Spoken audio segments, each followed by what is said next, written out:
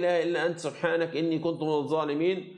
وقول الله تعالى في سيدنا ذنون عندما قال فظن أن لن نقدر عليه، فظن أن لن نقدر عليه، عندما ظن ذنون أن الله عز وجل لا يقدر عليه، هل هو كان ظالما لنفسه أم لا؟ تفضل. لا. قول موسى قال ربي إني ظلمت نفسي فاغفر لي، مثلا حلو. فغفر له إنه هو الغفور الرحيم. قال فبما غفرت لي فلن أكون ظهيرا للمجرمين. لا هذه كمثال. أنا كل الحديث أنا ما يهمني، أنا اللي استنتجته تسمح لي أحكي؟ تفضل. يعني أنا استنتجت بصورة عامة من خلالك ومن خلال أسلوبك وحلقاتك السابقة اليوم، تريد تنكل بالعباس أبو الفضل، بأبو الفضل العباس، تريد تنكل به يعني لأنه محترم عند الشيعة ومقدس ويحلفون به. والله ما أردت أنكل به، أنا بس عايز أقول للشيعة، اسمعني بس، أنا عايز أقول للشيعة يا شيعة أنتم تفسرون أو علماءكم يفسرون لكم الآيات خطأ حتى تتماشى مع الهوى، وإلا لو كل من ليس بإمام فهو ظالم فأيضا أبو الفضل العباس هو ظالم. يعني وين كان ظالم؟ يعني شنو معناه ولو كان ظالم؟ يعني ما هو ازاي بقى عند الشيعة ابو العباس ممكن يكون ظالم لنفسه وفي نفس الوقت هم عندهم كأنه اله اعلى وبيدعوه وبيحلفوا بيه، يعني في الاخر بيحلف بواحد ظالم، بيدعو واحد ظالم. شيخنا عندما الامام الحسين عليه السلام ارسل رسوله الى اهل الكوفة، ارسل مسلم بن عقيل ابن عمه، قال لهم أرسلت لكم أخي وابن عمي وثقتي من أهل بيتي. لاحظ لماذا يعني الشيعة يعظمون ويحترمون ويقدسون مسلم بن عقيل وينذرون له النذور يعني وإلى آخره، استنادا إلى هذه الكلمة. يقولون أن الحسين هو من أصحاب الكساء. أنا في نظريتنا الحسين من الإمام الأئمة المعصومين، الحسين من أصحاب الكساء، الحسين سيد شباب الجنة. عندما قال هذا الرجل هو ثقتي من أهل بيتي، إذن هذا الرجل ثقة يجب أن يقدس، يجب أن يحترم، إذن هو رجل عادل، رجل عدل على مسلم ابن عقيل. وكذلك نحن أن الأشخاص نقدسهم يعني مثل أبو الفضل العباس سلام الله عليه، لأنه الإمام الحسين عندما قتل أصحابه، أنا سابقا ذكرتها لك، أصحابه وأخوته لم يبدو عليه الانكسار حتى قتل العباس، بان على وجهه الانكسار وقال الآن انكسر ظهري وقلت حيلتي وشمت بي عدوي. معناها احنا شو نستنتج احنا كالشيعة؟ هذا الإمام المعصوم، هذا الرجل لماذا هذا الرجل أثر به؟ علي الأكبر لم يؤثر به، اخوان العباس لم يؤثر به. لماذا عندما قتل العباس بان الانكسار على الحسين؟ اذا لهذا الرجل فد اهميه. وقال عنه الامام السجاد زين العابدين ان عمي العباس سيد الاولياء وله منزله يوم القيامه تغبطه عليه كل الاولياء، هو ولي من اولياء الله. والولي ليس شرطا ان يكون معصوما او غير معصوم، ربما تبدر منه معصية، ربما هنا أو هنا ممكن، ولكنه سيد الأولياء في الآخرة ويغبطه على منزلته كل الشهداء والصديقين للعباس.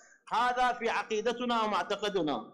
مو معناه أن العباس معصوم، مو معناه أنه، هل شرط أنا أسألك يا أبو العباس أنا سبتك تتكلم للآخر. لا أن أولياء الله لا خوف عليهم ولا هم يحزنون. أولياء الله هل ممكن أن تبدر منهم المعصية؟ تفضل يا أبو العباس، أنا قضيتي عشان تبقى فاهم بس مش قضيتي فعل المعصية، وإلا الآية أنهت الموضوع، ألا وهي ولو يؤاخذ الله الناس بظلمهم ما ترك عليها من دابة، يعني حتى ما ترك عليها نبي ولا رسول. تمام؟ والظلم بيختلف، هناك ظلم كبير وظلم صغير. مش هي دي قضيتي خالص، يعني مش هي دي قضية بتاعتي خالص، ولكن قضيتي إخراس الأفواه التي تقول كل من ليس بإمام فهو ظالم لنفسه. تمام؟ هي دي قضيتي النهارده. دايما عندما نقول أن أبا بكر وعمر وعثمان خلفاء قالوا إنهم من الظالمين لأنفسهم، طب دليلك على ايه ان هم ما ياخدوش الامامه حتى لو كان فيهم واحد ظالم لنفسه؟ قال لك الايه الكريمه التي تقول واذ ابتلى ابراهيم ربه بكلمات فاتمهن قال اني جاعلك للناس اماما قال لا ينال عهد الظالمين. فهم اخذوا من المقطع الاخير من الايه ان كل انسان ظالم لنفسه ليس بامام او ما ينفع يكون امام. فهنا سألنا السؤال ده ليه؟ عشان لو انتم قلتم من ليس بإمام فهو ظالم، إذن أبو الفضل العباس ظالم. طب أنا جبت ليه أبو الفضل العباس؟ هل نكاية في أبو الفضل العباس؟ أو هو ليس من أولياء الله أو لا طبعا، ولكن أنا جبت مثال نموذج للشيعة دائما ما يحلفون به ويدعونه والى اخره. فانا وقعتهم بين كفي رحى، اما ان ينكروا تفسير علمائهم للايه، واما ان يكونوا في النهايه يدعون ويحلفون برجل ظالم. القصه فهمتها؟ وصلت الفكرة. الحمد أنا قبل لله. شوية استشهدت بآية تقول ولو يؤاخذ الله الناس بظلمهم، كملها بظلمهم ما ترك عليها من دابة. الله أنت حضرتك تستشهد بالقرآن، ببعض القرآن لو بكل القرآن؟ اتفضل هات معارض ليها. هذه الناس عندما نقول أن لو أخذ الله الناس، نرجع إلى آية 33 في سورة آل عمران، يقول إن الله اصطفى آدم ونوحا وآل إبراهيم وآل عمران على العالمين ذرية بعضها من بعض والله سميع عليم. هذول مشمولين لو ذولا مصطفين، يعني الناس ذولا الله اصطفى بعض الناس اصطفاهم، يختلفون عن الآية اللي ذكرتها أنت. صار خلط ربما بالمعنى شيخنا. افهمك ابو العباس. يعني هذول الناس المصطفين آدم ونوح وآل إبراهيم وآل عمران مشمولين بهاي الآية ذكرتها لو يؤاخذ الله الناس بظلمهم؟ مشمولين لو غير مشمولين؟ ممكن افهمك؟ طيب ممكن افهمك بدون عصبيه؟ تفضل. لا العفو، انا مو عصبي، حلو. انا يختي بالحوار. هل معنى المصطفى من الله عز وجل الا يرتكب ذنبا واحدا او يظلم نفسه ولو ظلم صغير؟ ممكن.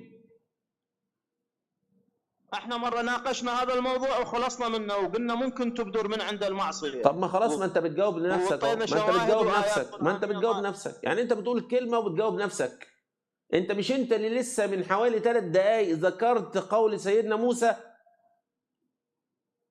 اي نعم صحيح. ايه طيب سيدنا موسى قال ايه؟ سيدنا موسى قال ايه؟ اذا حل شيخنا واضح، ما فيهاش مشكله. انتوا اللي جعلتم، بص يا استاذ، انتم الذين، اسمعني بس، انتم الذين جعلتم مساله الاصطفاء او الاستخلاص معناها العصمه، وده خطأ. الاصطفاء ليس العصمه، الاصطفاء ليس العصمه. الله عز وجل عندما يستخلص احد لا يعصمه، والا العصمه مرتبطه بالملائكه فقط. الملائكه هي التي قيل فيها لا يعصون الله ما امرهم ويفعلون ما يؤمرون، حتى ما قيلت لا في نبي ولا في رسول، ما قيلت.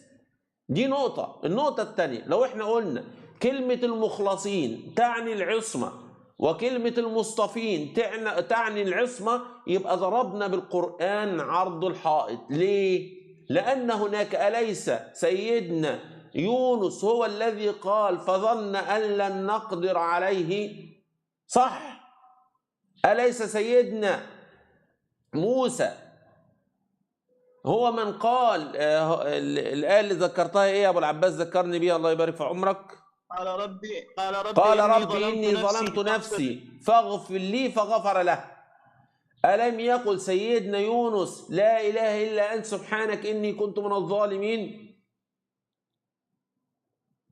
وسيدنا إبراهيم، نعم. سيدنا إبراهيم عندما قال إيه في آخر سورة إبراهيم؟ ماذا قال؟ بعد ما قال وإذا، استنى والله، في آخر سورة إبراهيم، ويغفر لي خطيئتي يوم الدين.